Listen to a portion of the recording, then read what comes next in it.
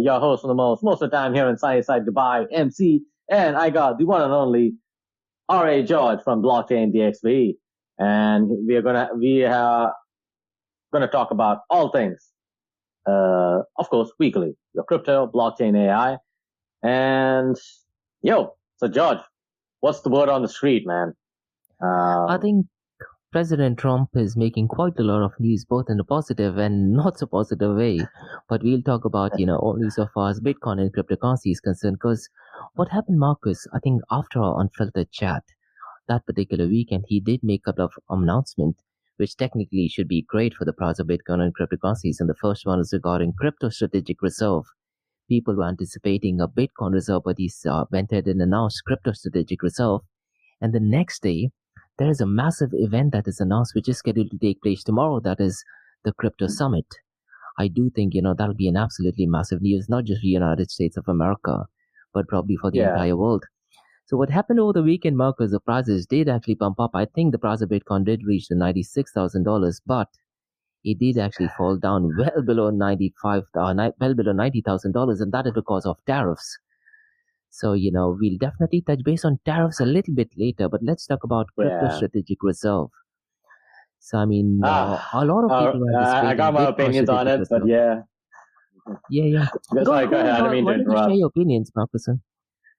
No, I guess with regards to the crypto strategic reserve, now I guess my take is that Daniel Sachs, right now he's the crypto AI head, or I guess the word is czar, which is kind of interesting. The word czar in the United States, land of the free, home of the brave, and all that stuff, that kind of rhetoric. But I think to me it's not a surprise when you have Trump and especially Daniel Sachs. I think that's his name, Daniel Sachs. David Sachs. Sorry, David Sachs. Thank you, John. Appreciate it. Now, if you know anything about David Sachs, I mean, he is connected to Bitwise, right? Bitwise Holdings or whatever. So, Bitwise, guess what is in their portfolio other than BTC and Ethereum, ETH? We got XRP, Solana, ADA. So it's not a surprise. So I'm just like, something's interesting. Something's in the mist. So, this is something like I would like. I'm not hearing, I checked on LinkedIn and stuff. Not many people are talking about it. Everyone, I don't know, George, everyone, I hate it. Everyone has their own stupid opinions. I'm just like, okay, whatever. Because I guess as my mom, or I guess my sister would say, if you have nothing nice to say, don't say it. So, but, George, I would love for us to maybe have a separate channel on our hot takes on economics and politics too. So absolutely. I think that's something, to be honest, I would want to have something separate just so that we could have a full-fledged conversations on this. But anyways, that's my take on the crypto strategic reserve, or my thoughts, I would say, not a hot take. No, I think what you're saying is absolutely spot on. And again, we don't have to accept everything or whoever our favorite person says. We always have to question them. And what you're asking is absolutely spot on. And I'm just checking it right now. The CEO of Bitwise has actually confirmed that David Sachs, he has sold all of his stake in his company. Now, obviously, he said that because people are questioning that, isn't it? So we definitely don't have to take that word for it as well. So I kind of agree with what you're saying, Marcus. And earlier on today, Unlock Media, which I believe is from Dubai, if I'm not mistaken, they also questioned, conflict of interest regarding President Donald Trump, because so far as World Liberty Finance Token is concerned, they also have something similar in the portfolio. And I think, everyone should question what is in that portfolio. But regarding crypto strategic reserve, Marcus, there's going to be Ripple XRP, Solana, ADA, Bitcoin, and Ethereum. And a lot of them also linking that, a lot of these guys have heavily donated to President Donald Trump towards his election. And is that the reason why he's doing that? And that is a question, I don't know what the answer to that is. But my big question is, should there be a separate reserve only meant for Bitcoin? And this is something which Brian Armstrong, he's advocating that, along with the crypto strategic reserve, maybe there should be another strategic reserve which is focused only on Bitcoin. Now, I'm not sure what are the chances for that thing to happen. But what would you think of, Markose, let's say having a crypto strategic reserve and then a separate reserve only for Bitcoin? I personally like the idea. Okay. For me, as someone who's a libertarian, a narco-capitalist, for me, I don't see the point of governments holding these reserves. The reason is that governments don't make money. They have to take money from the productive people to the consumers. So the way I see it is they're using other people's money to make these purchases and stuff. So to me, that's my take is why should they? So, but obviously as a libertarian, as someone who believes in the free market, I believe in the individuals. I want regular Americans, regular Indians, regular British folks, regular Marathi. Hey, you guys go get yourselves some Bitcoin, right? Have your own strategic reserve. If you see the inflation, you see rent prices going up. Like this is your chance to create your own strategic reserve because hey, tough times are coming. So Yep. as an individual, I think it makes more sense. And it's also, as a cypherpunk too, or I guess like a wannabe cypherpunk. Hey, you know what? I think it meets the principles of decentralization. Why do you want these guys to hold some Bitcoin when you can hold it yourself? So No, I just believe in individual power. So that's my take. So, the only thing I can say is one of the reasons why President Donald Trump does want a reserve, be it let's say Bitcoin or strategic reserve, is pretty simple. He wants to go out and reduce the debt that US has. And now regarding, whose money is going to be printed, there will be no additional money that is printed because I do remember seeing a LinkedIn post where the lady said that they're going to print more money. The answer to that is no. And that is what he's even said during the campaign. What President Donald Trump did actually state in one of the campaigns before he was president is that whatever seized bitcoins are there, they're going to put that as a strategic reserve, as opposed to how Germany went ahead and sold it. They're going to put that as a strategic reserve, and during his term it would not be sold. But then the problem is, what happens if there is another Democratic president? What happens to that? So, this is where I agree to your point that government should not be having control, rather it should be with individuals. I 100% agree to this. Another reason, Markose, and this is something which Trump openly said, we'll buy a lot of Bitcoin. When the prices goes up, we'll sell it. We'll reduce our debt. A short and sweet, simple answer to that. And then, all further went ahead and said, when the prices falls down, we'll buy back that Bitcoin once again.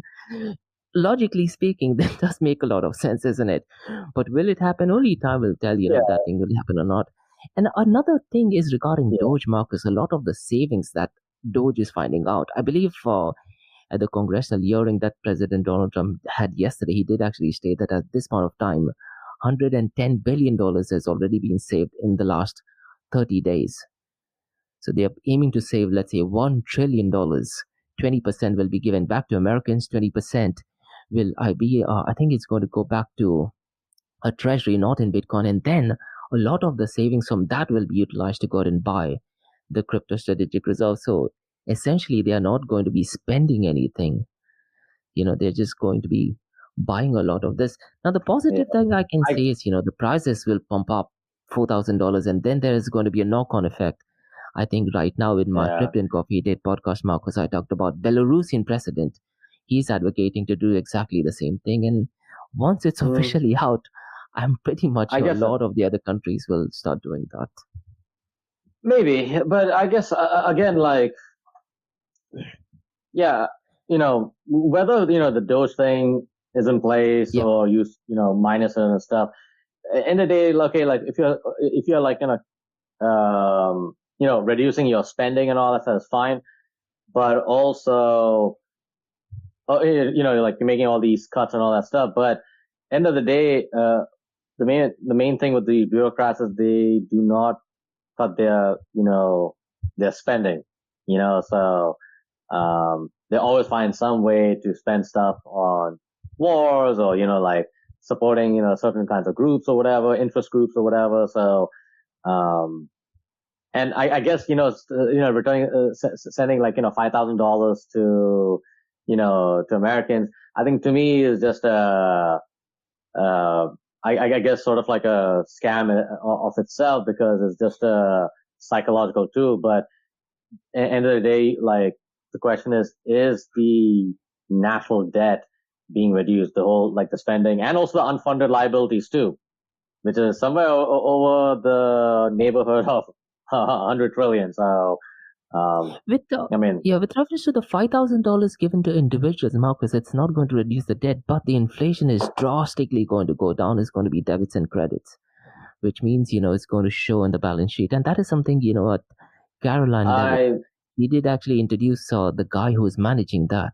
And I would love to show you that. I kind of disagree with that, because they have raised the spending, like the what do you say, the ceiling or whatever, the treasury. So, like, if they're not reducing it and stuff, like, to me, it doesn't make, nothing's going to make any change. I mean, that's all like talking points, or they play with the numbers and stuff. I mean, you can lie with statistics. I mean, Bill Gates does this thing all the time. So, this is where, like, I'm sorry, I'm just being overly skeptical about it. So, if you look at how inflation is calculated, Marcus, let's say if people have a lot of money, if you look at the debits and credits, and it's tracked, month to month, year to year basis. So just for inflation, rest everything else. At the same time, it will also increase the debt over a period of time. It does not take out from the debt. That's the reason why they said 20%, 20%. Now, a lot of this decision, I believe it is the Crypto Task Force, which is by, Hester Pierce, which is David Sachs, and also there's David Lutnick as well, if I'm not mistaken. They are the ones who are going ahead and make Howard Lutnick, who is the Commerce Secretary. They are the ones who are making that decision as to, what percentage should go or not. But it's going to be really interesting to see what the outcome is. Yeah, and more importantly, Marcus, tomorrow, that is 7th of March, is when there is a crypto summit event taking place. And this just got announced, less than a week ago.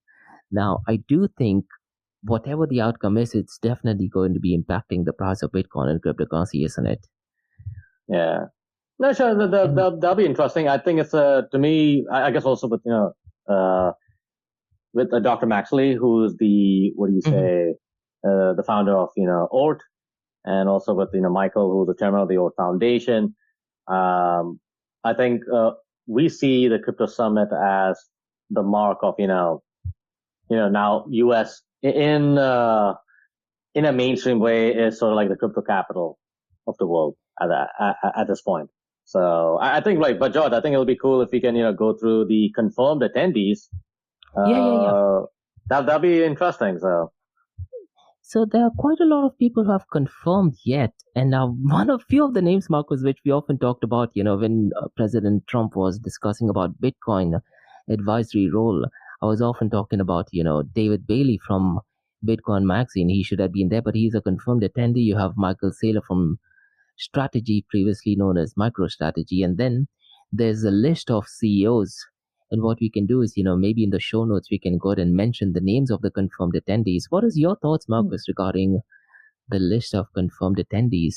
I kind of like the names. I think he has taken pretty much everyone. The only person who I think who should have been on the list, and that is one of my favorite person, that is Andreas Antonopoulos. But he seems to be busy because he's writing a book.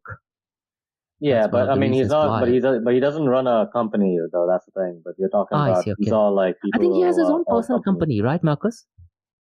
Yeah, but that's like a consulting thing. That's it's not making any market cap impact. Like, I mean, look at all these guys. Like, you're talking about Bitcoin Magazine. I mean, these guys are influential in the space.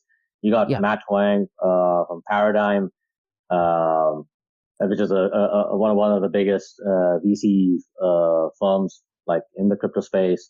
I think they're also in the other industries as well. Then, JP Richardson. I mean, it's good to see. He's the CEO of Exodus. I mean, it's what do you say, like a wallet, but man, it is one of the best wallets I have been using. And he also, like, in the earliest days, like the user experience of, having all these multiple coins and stuff is totally great. And, definitely, congrats to them for, like, hitting the NASDAQ and stuff. So, they were like $1 billion. So definitely they deserve it. So, Kyle Samani, Multicoin Capital, don't know much about it. I mean, I heard of it, obviously, but yeah, they're big. You got Sergey Nazarov, Chainlink. definitely, no doubt about it. I think that this is one of the most valuable coins out there. Obviously, Brian Armstrong, Coinbase. Good. Okay, I was hoping to see Jesse Powell from Kraken, but then the question urgent steady. That part I don't know. One of I'm the not reasons aware why he of. stepped down is because he has some real, I wouldn't say chronic illness, but he has some real bad health issues. Okay. I hope he gets well though. As far as I understand, like they're like both are like co-CEO, but I guess now Urgent Sethi is a CEO, I guess. Crypto.com is there. Of course, Brad, Garlinghouse, Ripple, good. That's a good list. So, but George, I think you could be. I would love for you to cover the unconfirmed attendees. So some of these unconfirmed, I was just going through it. They have already confirmed that they will be attending it. I think, if I'm not mistaken, Mark Andreessen, he's confirmed that he's attending. Yeah, things move really fast. You have Kathy Wood, who has been a massive advocate of Bitcoin, who's the CEO of ARK Invest. Vitalik Buterin, I wouldn't be surprised if he's actually attending the session because he's currently liking what is going on in the United States of America. So he also might be there. Jeremy Alayo, who's the CEO of Circle, he also might attend. Yeah. Paulo Adriano, who's the CEO and CTO of Tether, I think he might attend as well. Charles Hoskinson, Marcus, I definitely do think he should be attending. And I very specifically remember he did actually put out a tweet that he's already working with Washington, D.C. and the token of ADA did actually pump up. And because ADA is also part of, the Crypto Strategic Reserve, there is a very high possibility he might be attending it as well. So for our listeners, I send Marcos a list of people who have confirmed, unconfirmed attendees, and they might be confirming it maybe later on today or later on tomorrow.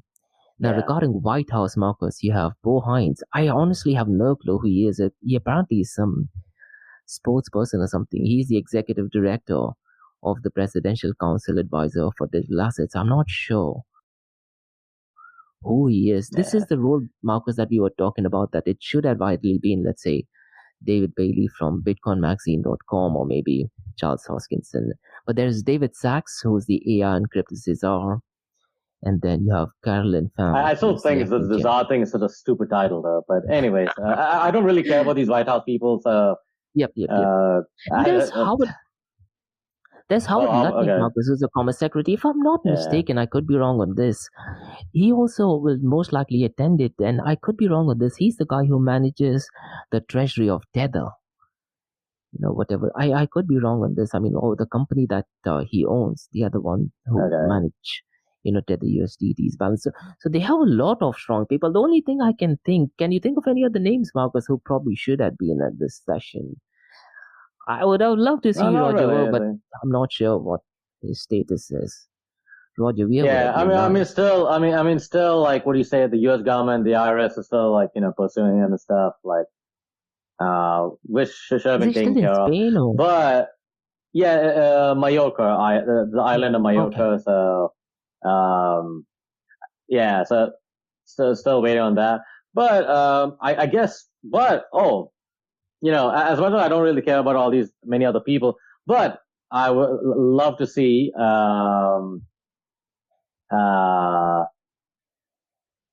this guy.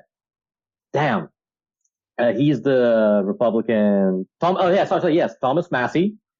Thomas Massey. At one event, he came with what do you say, Ross Ulbricht. So nice. I think what would be really cool for a crypto summit, to have Ross Ulbricht be present. Yep. And I'm not sure if he's updated with Thomas the current information. Right? Yeah. Sorry? I'm not sure if Ross Ulbricht would be updated with the current information as to what is going on currently in the world of Bitcoin and cryptocurrency, isn't it? If he's updated with everything that is going on, I think even his Twitter account used to be managed by his mom, if I'm not mistaken, because he didn't have access to the internet. Yeah, that's fine. Yeah. But even still, then. Yeah. But even still, even still then, I mean, he's not that that of a dumbass and stuff. At least I'm glad that but you know what? The experience and how he started in our space. I mean, it's like, you're talking about pure energy. So I think it makes a whole lot of, I think his viewpoints and stuff makes a whole lot of sense. and maybe a different perspective for some of these newcomers in our space who really don't carry that. Whether you believe in the cypherpunk movement or whether you believe in actual decentralization, like a lot of folks in the space right now, they are just trend hopping and stuff. So I think I think this is kind of like a show of force, but also, hey, you know what? We are like United States is leading the pack when it comes to crypto. So I think that's something. So yeah, and I can't think of anyone else. I mean, also Thomas Massey. He's a great guy. I have one name in mind, Markose, and I'm curious to check what your response is. Tell me. How about Sam Bankman-Fried? Sam, I don't think so, though. Yeah, that's a hard pass, man. Yeah, and I don't think he can get out of jail. I know he's begging Donald Trump, like, okay, that's freaking ridiculous. When he's running one of the largest, money laundering schemes to Ukraine and stuff. Oh, holy crap! I mean, like, that's okay. What a pathetic take. Yep. What a pathetic take. That's crazy. The only thing I wanted to touch base is regarding the summit, Markose. It is taking place tomorrow, 7th of March, from 6:30 p.m. to 10:30 p.m. at UTC or Universal Time. So, what I'm really curious to check after a few hours, 2 or 3 hours after that, what kind of an impact does it have on the price of Bitcoin and cryptocurrencies? I'm pretty much sure they're going to be making some announcement that, X number of, let's say, Bitcoin will be put into the crypto strategic reserve, or X number of ADA, Solana, Sol. So in case of anyone who's into trading, you may want to keep a track of the time when this event is taking place. And as in when news gets out, let's say if there's an announcement for just a hypothetical situation, Markose, if they do announce that we are buying, let's say, 10 million XRP and putting it as a crypto strategic reserve, what do you think happens to the price? It's definitely going to pump up, isn't it? That's kind of like a natural thing. So yeah. So I think if someone who's a trader, you may want to keep a track on these particular dates and times, and maybe buy it at the right time, but definitely not financial advice. But that is all about regarding crypto strategic reserve. It's gone now. Also the crypto summit. The next thing, Markose, which I wanted to touch base is regarding tariffs. And what I did, Markose, I did have a healthy debate at my home. And the debate was between my niece and my dad. Right. And I directly asked my niece, if Trump is increasing the tariffs, what is going to happen to the prices? And she immediately said it's going to be great. And my dad was, no, it's not going to be great. And my niece, I think the education system that they have in Dubai is, at least according to me, is fairly advanced. And she gave really spot on reasoning. And maybe we should definitely have her on the Unfiltered chat. So regarding tariffs, Markose, there's a bit of misleading information going on, particularly by mainstream media. Now, there are definitely tariffs imposed by President Donald Trump, be it, let's say, Mexico, China, Canada as well. And they're definitely going ahead with that. But what I wanted to touch base, Markose, is what President Donald Trump is also doing is that he's also getting a lot of investments into the United States of America. And there is an option which he's stressing every time he talks about tariffs, is that, let's say if you want to go ahead and avoid those tariffs, you just build it in the United States of America and there's no tariffs. So let's say if there is a company in Mexico, they will be charged 25% tariffs. If you leave Mexico and build it in the United States of America, there's absolutely no tariffs. Now, regarding AI, and this goes back, to the inflation and giving the $5,000 back, Markose. He's already secured $1.6 trillion. $600 billion is by Saudi Arabia. I think, if I'm not mistaken, was it $20 billion by the Mark Group from Dubai? He was invited by President. I think it was 20 or 200 billion, maybe $20 billion. That is also going as part of artificial intelligence. And quite a lot of other companies have already committed to 100% commitment at $1.6 trillion. And what happened a few days ago, Markose, TSMC, they have said $100 billion in the United States of America, and this is only because of tariffs. Oh, sorry, just for the audience, tell them what is TMSC. TSMC is Taiwan Semiconductor Company, which apparently is one of the biggest companies in the world. I had no idea what that was. There you go. Honest. Not many people know about it, so you got to be clear. So Taiwan Semiconductor Company, their clients are like Apple, IBM, Intel, and they're like the top of the top class. And they have already committed $100 billion in USA. And the reason why they've done that is only because of tariffs. Sorry, but any idea what is TMSC's, their market share? Just for the audience, because not many people know about the semiconductor markets. Yeah. But I'm just for I could be wrong, but please correct me if you do find it. But the reason this company is huge is because they have almost like 60% market share. And if you know anything about semiconductors and stuff, it's huge. It's a ridiculous. They're a huge company, and they, like you said, what you mentioned, right? Making all these processors and chips for Apple, Intel, Nvidia. I mean, big companies. I mean, like you name it. So Taiwan is quite a strategic location for a lot of reasons, and there's a reason why also the United States has a lot of interest in that area for various reasons, national security reasons. Same thing with China. Same thing with Southeast Asia. So there's a reason why it's a hotly contested area, and there are a lot of big companies who are influencing Congress and others. We need to build military presence in that area. So it's a hot place to be. Okay, not from a tourist standpoint, but in case of World War III or something, hey, it's one of those places. So not sure if that's a good thing or a bad thing, but I hope you guys understand why me and George are talking about TMSC. Sorry, I keep TSMC. But anyways, please, So please, sir, go ahead. And I just found out, Markose, it is the 9th most valuable company by market cap. And to be honest, I did not know about this company at all. And President now you guys know. Yeah. See, that's why me and George we're covering this stuff. So look, there's a reason why you got to follow us on Unfiltered Chat, because this is the stuff that you will not see on regular LinkedIn. And there are some few folks on YouTube, but these are unfortunately they're small channels and stuff. They're not getting it. But I think on LinkedIn, George, like we have to cover this stuff because I'm surprised not many people know about this stuff. So sorry to go off tangent, but I have to apologize bitch about it, is because I see on LinkedIn is we have a lot of secondhand, resellers of secondhand opinions or resellers of opinions.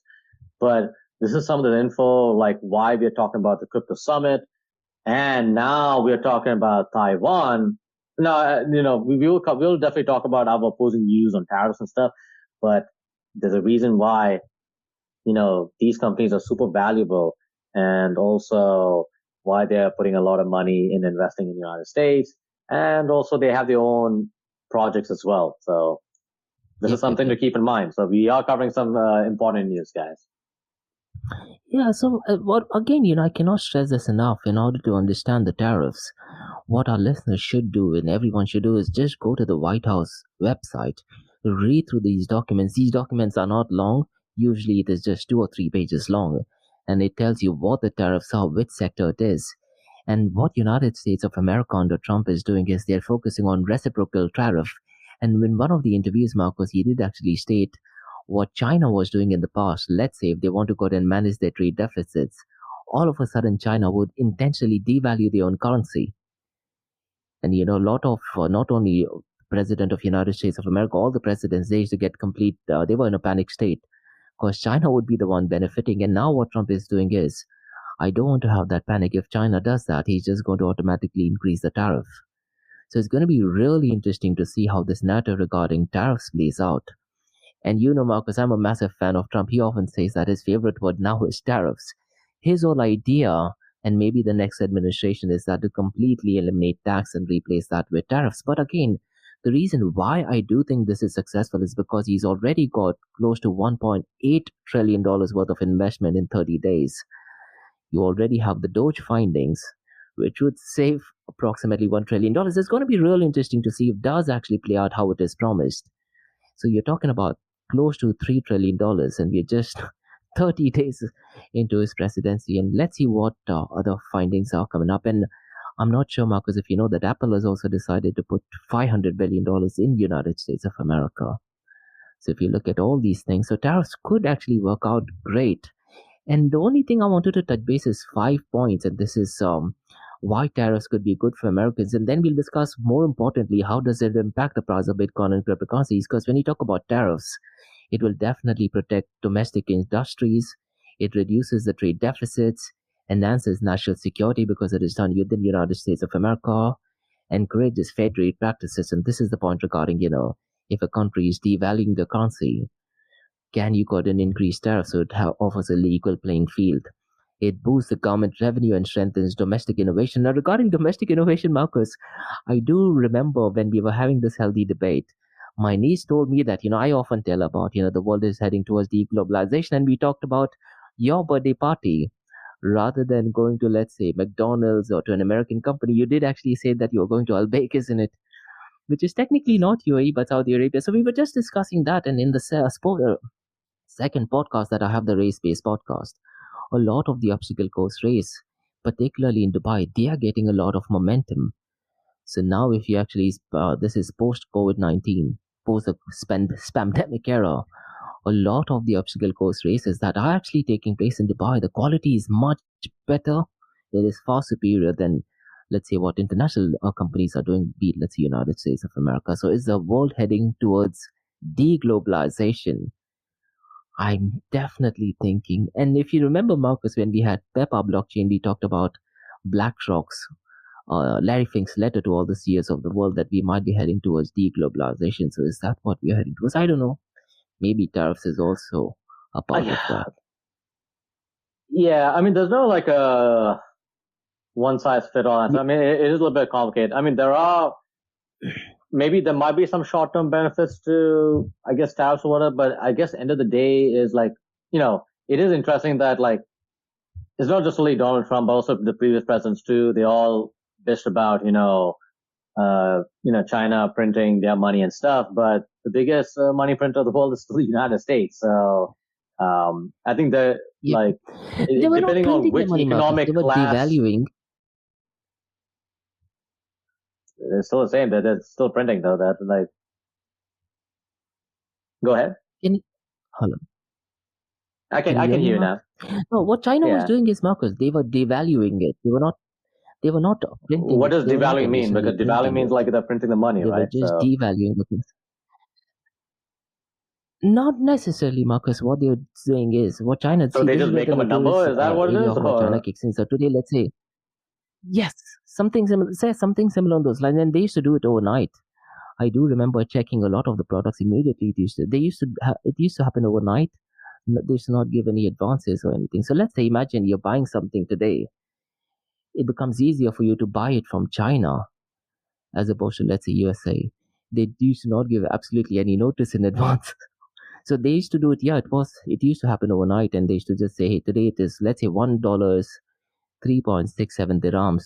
Tomorrow it is not 3.67 dirhams, it is $2.50.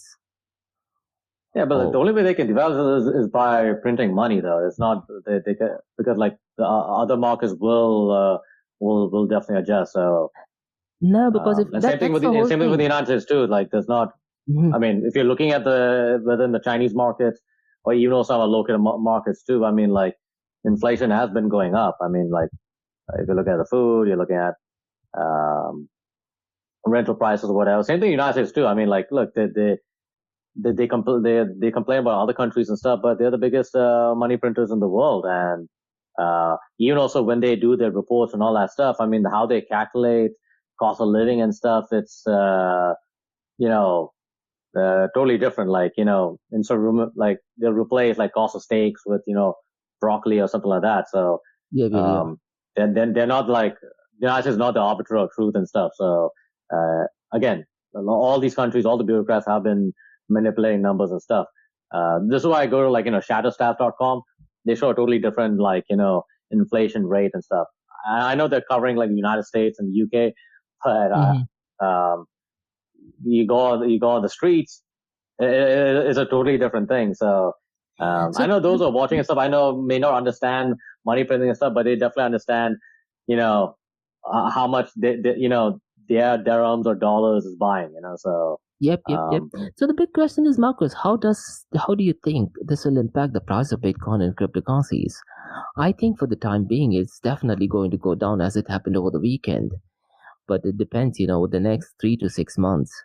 I think it's going to be really interesting to see how will it impact the price of Bitcoin. Because at the end of the day, we are focused more about the price, the adoption of Bitcoin and cryptocurrencies, isn't it? So let's see with definitely tariffs. It's going to be really interesting to see if it is going to be increasing the price of Bitcoin or cryptocurrencies or reducing it. I guess the way I see it is like, if you're looking at history and stuff, like,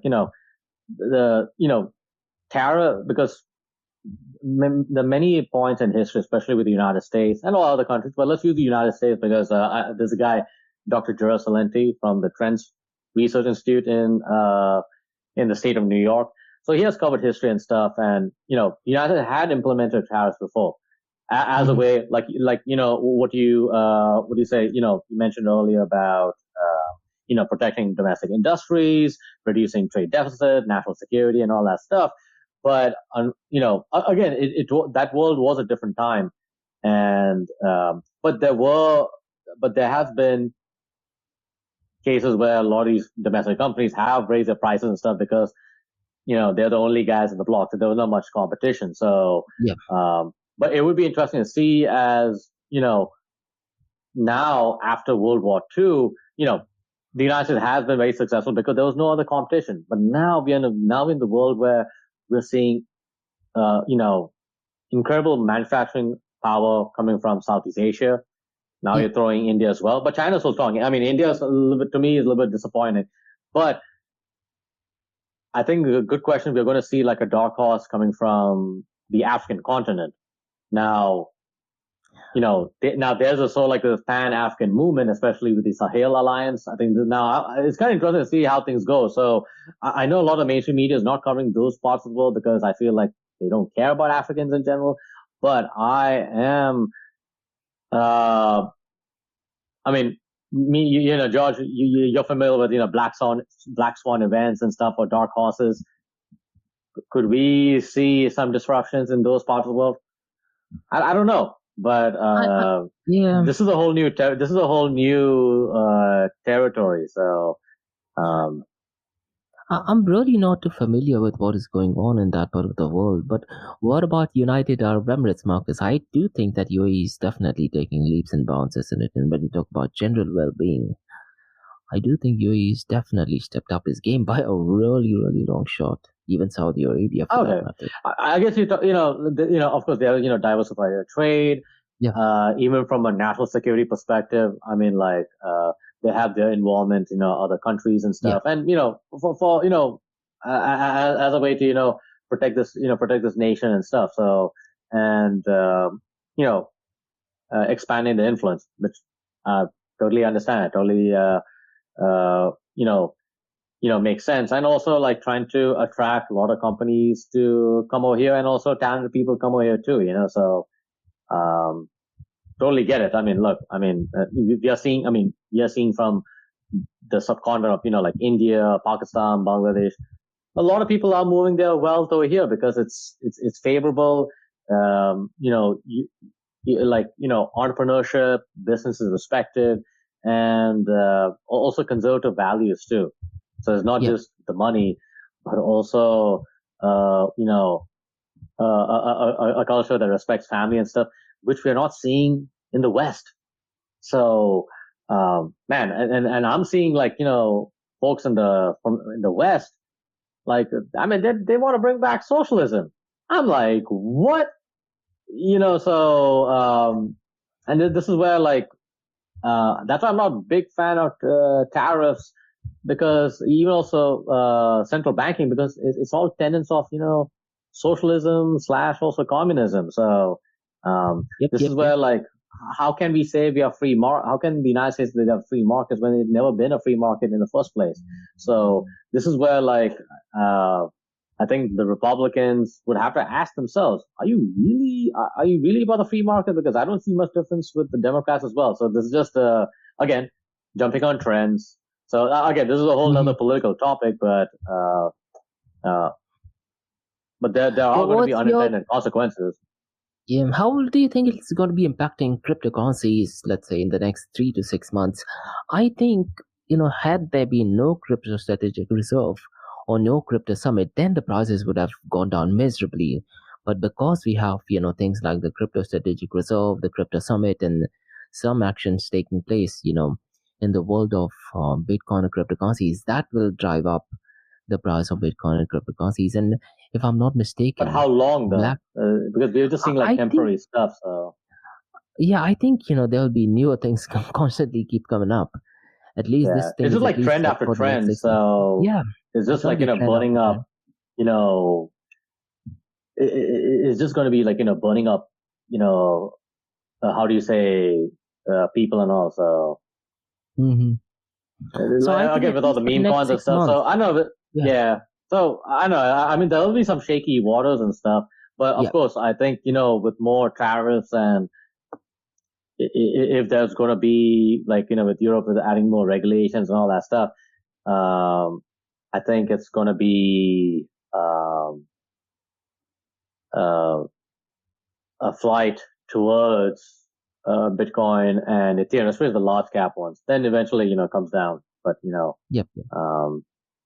So this is So we'll see how. I guess we'll see how that goes though. So. Yep. Because I'm just seeing way too many trends. Yeah. Historically, Markose, 18 months after the Bitcoin halving, when it reaches a new all-time high, so it's going to be really interesting to see around, let's say, October or November, what is the new all-time high for Bitcoin. I wouldn't be surprised if it does actually touch the $200,000 mark, but only time will tell, I guess. But again, everything being said, over-reliance on one particular person is definitely not right, because that's exactly why Bitcoin was created in the first place. Over-reliance on one particular person is definitely not right. So I think we've covered most of it. And the next thing I wanted to touch base, Markose, which we did briefly touch base earlier on today, that is regarding Belarus president. He's focusing on Bitcoin mining, but there's a little bit of twist. He's focusing on surplus energy. And he does want a lot of local or domestic mining to take over rather than foreign investment. And this might be a trend which we might be seeing here. There's going to be it's great to know that. I think the narrative is like, if there is this drive for, like independent growth, like, within the countries and stuff, if it's strong enough. I mean, it's kind of like, back in the 80s or something like that, like for example, with, India and China, like they don't want to be dependent on the West or they don't want to be dependent on, with the West or the Soviet Union. They had their own, the NAM movement, the non-alignment movement. So, if there's that drive for it, then if it gets stronger and stronger, then I think we could, definitely we can see a lot of growth within industries and stuff. And it does cost initially. It does require more resources, and I do see costs going up. But if we focus on the long term, then you can see stability, not only from an economic perspective, but also culturally as well too. So they're not. And I think like I can see like leaderships of like especially some of the smaller countries will make tough big decisions, which may bring pain in the front, but in the long run, I think with the right economic incentives, I think a lot of these countries will prosper. So hopefully, like for example, Belarus, the Belarusians, they take advantage of it and like get together and build a strong domestic Bitcoin mining ecosystem. So. Markose, I'm not sure if I'm right on this. Ivan on Tech, he was originally from Belarus, if I'm not mistaken, right? Oh, yes? I didn't know that. I think so. Yeah, because I used to watch his channel religiously. I mean, he was one of the great YouTubers probably of all time. Yeah, that's true. If I'm not mistaken, he was from Belarus. Now, Markose, I wanted to touch base on one thing which I tagged you just a few minutes before we went live on LinkedIn, and that is regarding abolishing the Federal Reserve Board. And it looks like there's a Republican representative, that is Thomas Massey, the same guy, Markose, that you mentioned a few minutes ago, right? Yeah. He's the one who's introducing HR 1846, that is the Federal Reserve Board Abolition Act. So really interesting to see, what's going to happen regarding that. And I'm just reading to the official news by massey.house.gov. I'm more than happy to send you that link, Markose, because he talks something about, COVID-19 and how much of money is printed since then. Yeah. So abolishing the Federal Reserve Board will definitely yeah, be great. And okay, and because one thing I'll tell you, like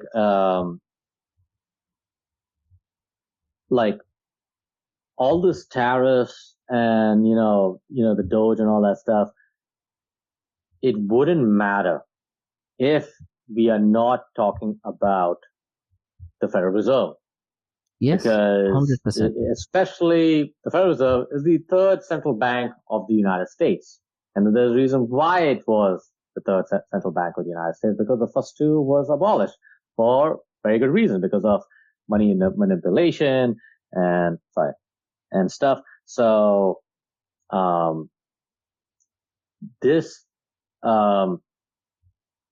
many libertarians have brought this topic because the Federal Reserve, they're the ones because of the creation of the money and controlling the dollar, like since the 1930s, and also creation of the IRS has created a lot of unintended consequences, and which also led to the growth of big government and all this never-ending spending, and also has manipulated the markets as well. So you can't have if you have a central bank, you don't really have a free market. It is controlled, and you have all this incredible amounts of unintended consequences. So, and this is why you're seeing inflation and you're having these talks of tariffs. You get rid of the Federal Reserve. Honestly, you get rid of all this, a whole host of other stuff. I mean, Thomas Massey has been talking about Dr. Ron Paul. Yep. He's a guy. He's a guy people should have been listening to since the 70s. And he's been preaching this ever since. So if you want to learn about the Federal Reserve, the case against the Federal Reserve, Dr. Ron Paul is the guy. Yeah, that would be much better to learn the case against Federal Reserve Board as opposed to learning about Federal Reserve Board, right? That would make more sense. Yeah, right. Because that's the thing. Because this is where we have all this unnecessary talks about tariffs and all that stuff. Because but thing is that here's the thing with Thomas Sowell. He was a Marxist who now became this well-known libertarian, conservative economist who many of us love. And he's definitely all for removing the Federal Reserve. And if you remove the Federal Reserve, there's going to be pain in the start. But here's the thing: people ask, okay, then what do we replace the Federal Reserve? Nothing. His statement is that when you remove cancer, do you replace it?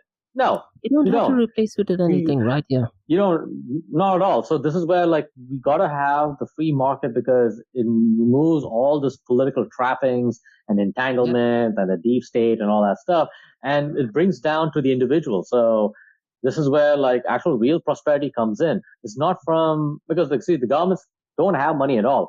They take money from the productive people to the unproductive, and you have this bloated state. I mean, you're cutting 1.7 trillion or 8 trillion, whatever, but even still then, guess what? I mean, the costs are still high. The spending still increases. And one of the things that you mentioned is regarding abolishing the Federal Reserve Board. If I'm not mistaken, only in the United States of America, the Department of Education, or the Federal Department of Education, that has been abolished. FBI, who's FBI Director Kash Patel, he also said the day he's sworn in, he wants to completely abolish the Federal Reserve, the FBI, and turn it into a museum. So it's going to be really interesting to see, what happens in the next coming days. Now, regarding Thomas Massey, Markose, the only thing I wanted to say is that in 2019, he did actually introduce something similar where he wanted to audit the Federal Reserve Board, which I think should have happened that time, isn't it? But hopefully, DOGE department goes ahead and does that. So it's going to be really interesting to see, what kind of an impact does it have on the price of Bitcoin and cryptocurrencies. Now, let's talk about SEC update, Markose, because I remember when I used to cover the Bitcoin blockchain DXB podcast every day, under the Biden regime, we used to talk about SEC is going after this company, serving Wells notice. But now it is completely different. Now, last week, Markose, we talked about SEC closing its case against OpenSea, Uniswap, and Robinhood. Now, this week, Markose, SEC has closed investigation against Gemini. It has cleared all the case against Yuga Labs, as well as dropped the case against Kraken. Now, the Kraken lawsuit is a bit interesting because it is with prejudice, which means in future, let's say even if the administration has changed, it cannot be reopened. And just earlier on, Markose, while I was just preparing for this episode, they also discussed about closing the case against Coinbase. And this, I think the whole idea is, Markose, they don't want any regulations, as you mentioned, let the market get to decide. Or could it be possible that, they are having a CFTC do a bit of regulation for the cryptocurrency space? Now, for our listeners, CFTC is very pro Bitcoin and cryptocurrencies. So they also on the same theme that, let the market take care of itself. And we often talk about this, Markose. The best thing our government can do regarding Bitcoin, cryptocurrencies, or even blockchain for that matter is do nothing about it. That is the best thing what a government can do, and let it be completely organic, isn't it? But yeah. Totally, yeah. I know a lot of people, but George, I know not many people like this idea. I feel like they don't like this idea of the free market, but this is how we can have prosperity for a lot of people. And having way more government intervention and taxation and tariffs and stuff is only going to create unintended consequences. And I know a lot of people make arguments that it's not going to raise prices and stuff, but companies and stuff will pass the prices to to the end consumer. I mean, it's been going on century, even humanity too. But I mean, this is something we have to have these conversations, and also with the crypto markets, there's been a lot of manipulation, and we are seeing that even also with big institutions. That's why we're seeing all these ups and downs.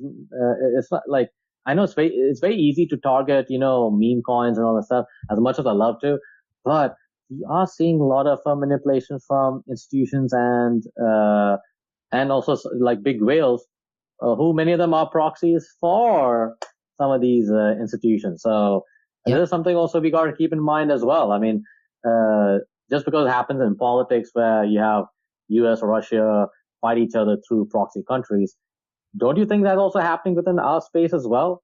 So 100%.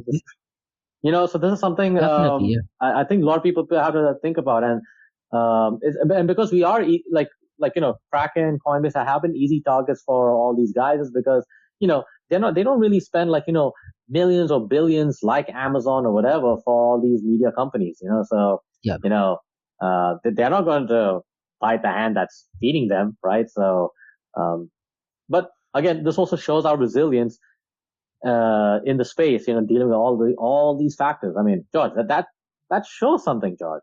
That shows something. Yep. And just to digress, Markose, you mentioned about a lot of media not talking bad. I remember there was an article which was published via Twitter that talked about how Sam Bankman-Fried, he was heavily donating.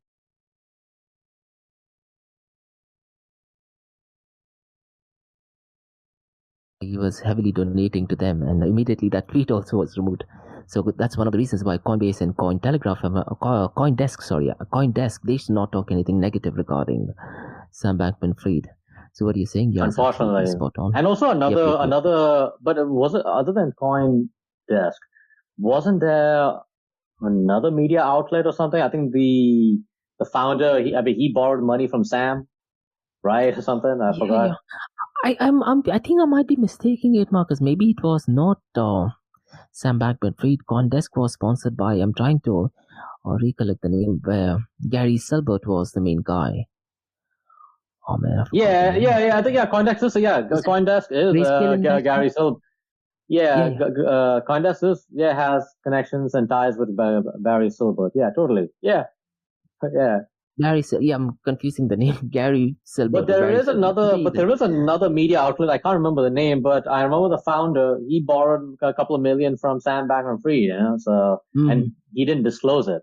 So only later, I could be wrong, but I'm pretty sure that there was that story. So,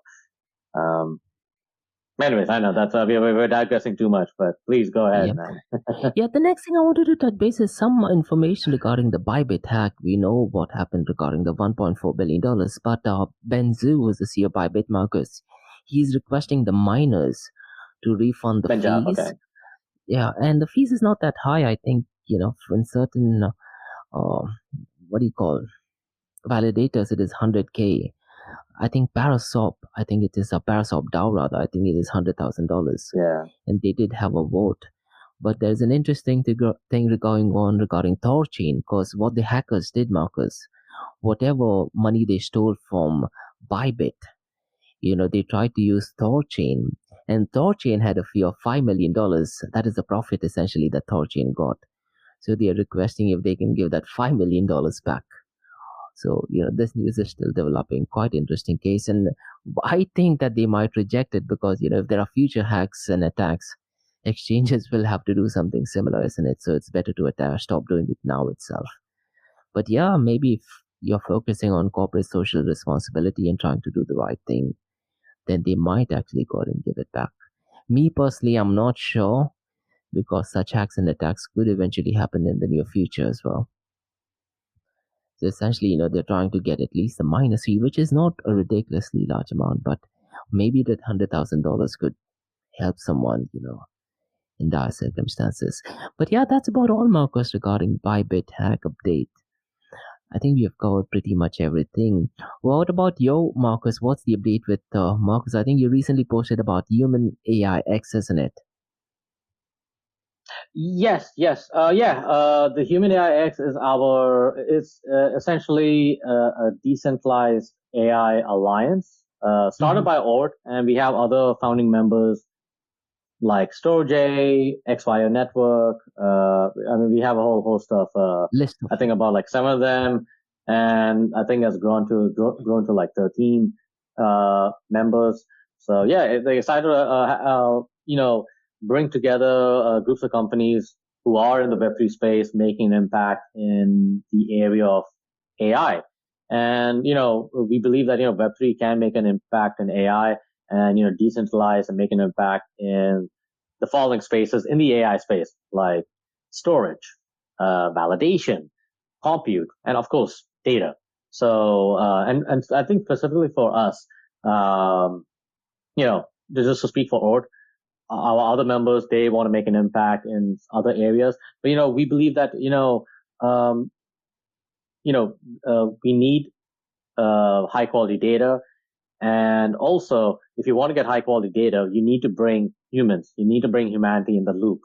And if you want fresh data, you gotta incentivize and reward human beings, people like you and me, to contribute and participate in developing AI that can make an impact in all kinds of industries. So it's a way to build security, reduce costs, create sources of income, and and of course also what do you say, to overcome the obstacles of censorship, the black box experience, bring transparency in the AI process, and of course also to be rewarded for the work that you do. So a good example is the models that you use, Llama and DeepSeek. It was built on millions of people, and you didn't know that. Yeah. But now you know. Now this is a great opportunity for all of us to participate in an open protocol initiative started by the Human AI X. So already we started getting members, saw some new people coming in. They want to contribute, and this is a great platform for many companies. Instead of going to these shady third-party companies, for example, who are into data labeling, they can come to our platform, which is an open protocol, and they get to access different kinds of technologies, which will make their business faster, easy, and reliable. And you could showcase, and where your data is coming from. So that's one aspect of it, actually.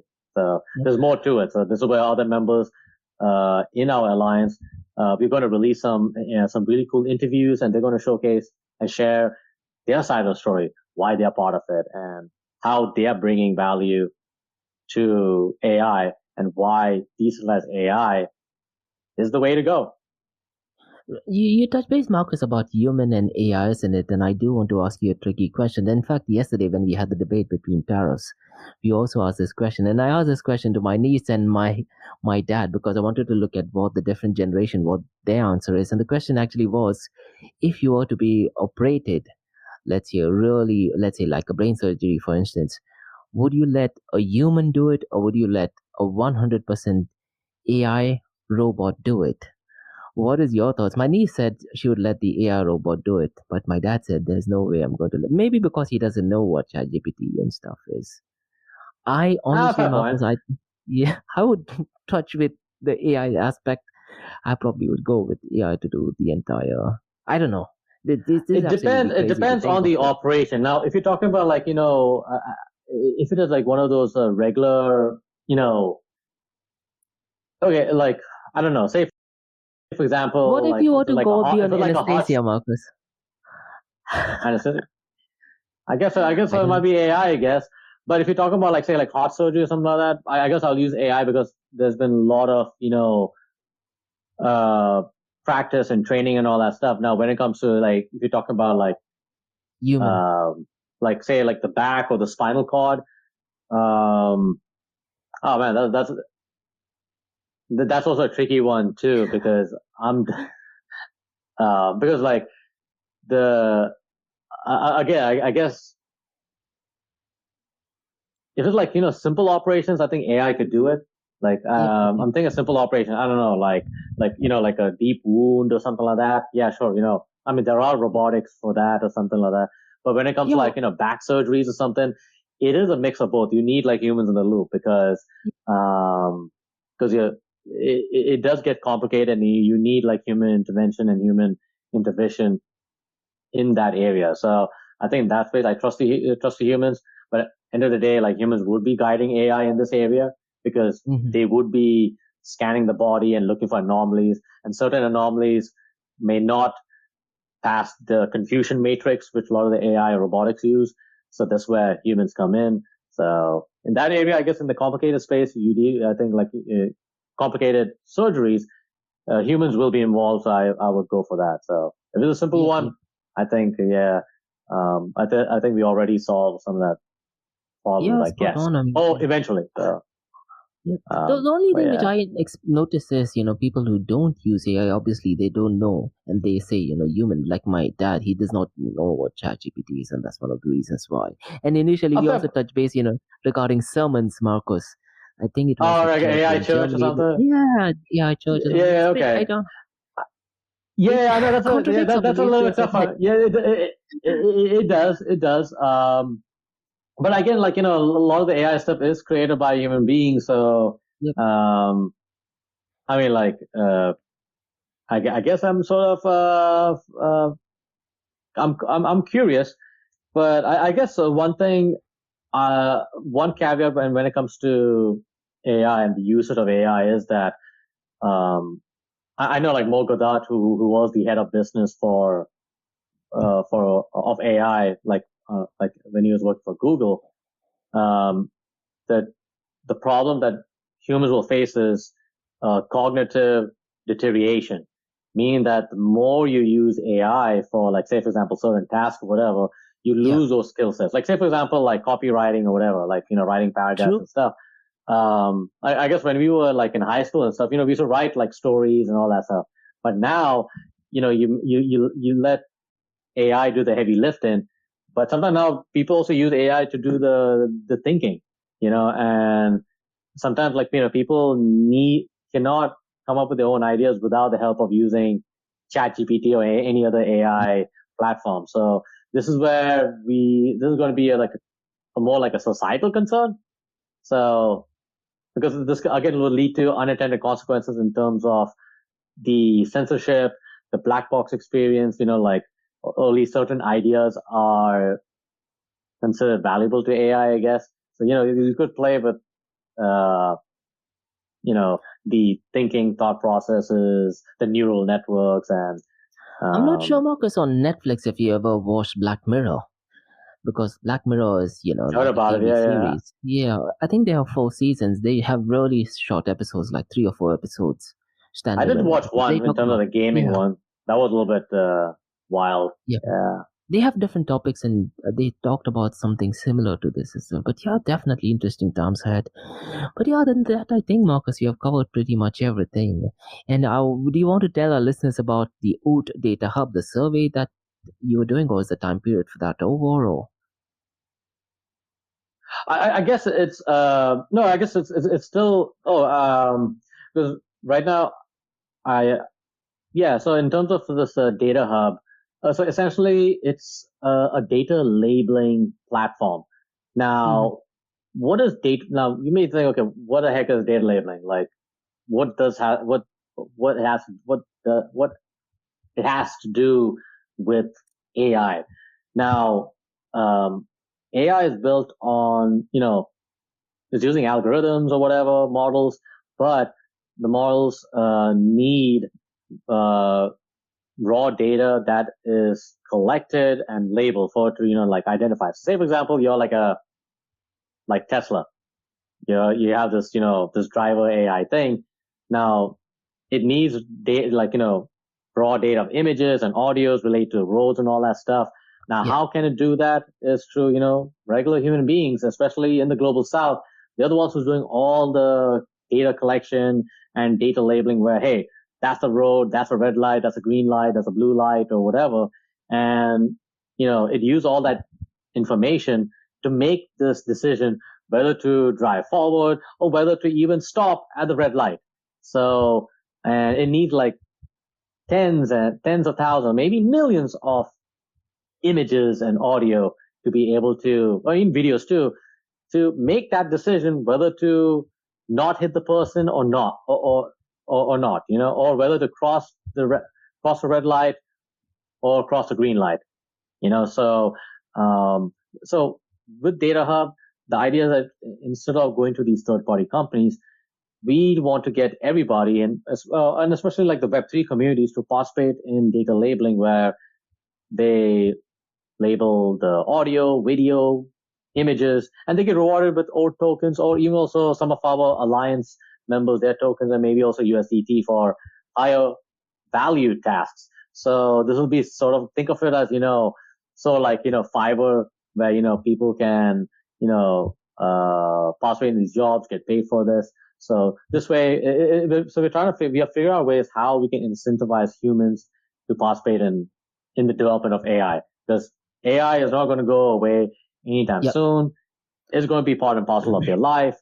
And instead of, the big tech companies, gathering all the alpha, all the value, hey, we are trying to decentralize it. And, we want everybody as much as possible to participate and get rewarded for contributing to the development of AI. So it doesn't have to be sort of this 0.1% who controls everything. yep. You get to be part of it too. And the more you contribute, the more you get rewarded. As simple as that. So The only thing regarding I wanted to say regarding AI is there is another movie Marcus called as Ex Machina. Probably the best AI related movie. I think you should definitely check Ex Machina. I remember the game called Deus it out. Ex Machina, but I don't know. Maybe it might be the same thing. I guess I'm not sure. It is about a scientist who goes to a remote island, and he's told that this particular thing is an AI robot. It's not a game as such. It is more of an emotional, human connection kind of a thing. So that is. It's not. There's no. Oh, okay. Then I might be sorry. I might be conflating it. Okay, so Yeah. It's not a game, or it's more about how humans interact with AI and how the AI. I wouldn't tell the end of it, but yeah, that is probably one of the best AI movies. But yeah, oh, you're not Marcus, going to give me a spoiler? How dare you, sir? No, no, it's really a good movie. I might have watched it at least 2 or 3 times. But yeah, other than that, from blockchain DXB, Marcus, I have another project called Bitcoin DXB, and I'm releasing the 3rd episode, which talks only about how to store your Bitcoin. So if any of the listeners have any questions regarding storing Bitcoin, please feel free to go and mention it. We'll also interestingly talk about Brain Wallet as well. And I think our listeners by now know that you can also send Bitcoin using sound waves. So we'll very briefly touch base on that thing. But yeah, other than that, I think pretty much done for this entire week. And again, for listeners, the only thing I would say is keep a track on the crypto summit announcement tomorrow, because I'm pretty much sure the prices will be reflecting what the announcement is, or probably in the next coming weeks and days if there is any announcement that is going to be made. But yeah, I think we are pretty much done with everything, Markose, isn't it? Yes, we are. For now, George. But again, I have to remind folks, me and George, we remind that there will always be something else. So I guess the only thing we need to look forward to, George, is the crypto summit tomorrow at the White House. So yeah, looking forward to that. So let's see how that goes, y'all. So, all right, we gotta go. So y'all be good. Y'all be safe. Thanks for tuning in on the Unfiltered Chat. I'm sure, I hope you guys received some value. If you didn't, that's your problem. And I'm kidding. But, obviously, I know I'm confident that what we shared is, top-notch value. We just keeping it raw, keeping it simple, and, give insights to people on both sides of the aisle or many sides of the aisle, depending on what's your what narrative you believe. But the most important thing is that, we would love for you guys to also participate in this. If you have good opinions, strong opinions, hey, go for it. We are actually, we are more than happy, because, we don't want it to be, what do you call, an echo chamber, if that's the right word. So anyways, we will catch you soon next week. So deuces.